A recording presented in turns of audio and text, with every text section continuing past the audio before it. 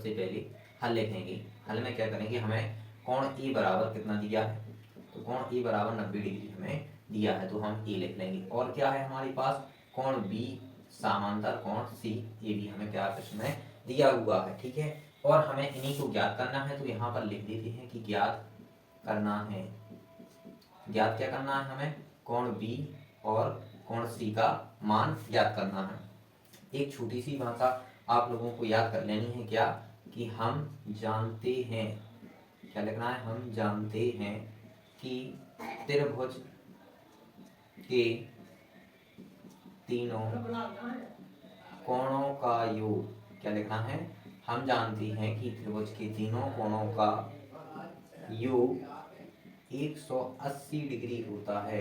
कितना होता है, 180 डिग्री होता है या है, क्या लिखना है, होता है। 180 डिग्री क्या होता है, ABC का योग होता है। तो हमें लिखना है कोण ए प्लस कोण बी प्लस कोण सी बराबर 180 डिग्री।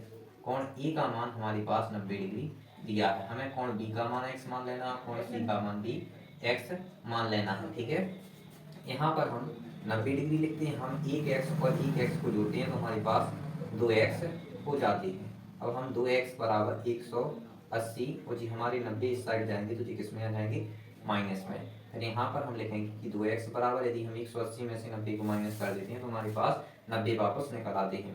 ठीक है, अब हम 90/2 लिखेंगे, x बराबर यदि हम 2 का भाग 90 में देंगे तो हमारा 45 बार जाएगा। अब हम क्या कर सकते हैं, यहाँ लिख सकते हैं कि अतः कोण B बराबर 45 डिग्री और कोण C बराबर भी 45 डिग्री, क्योंकि हमने कोण B और कोण C को x माना था और हमारी x की वैल्यू 45 डिग्री आई है। ये हमारा पहला सवाल है। इसके बाद अब हम दूसरे सवाल पर मिलते हैं।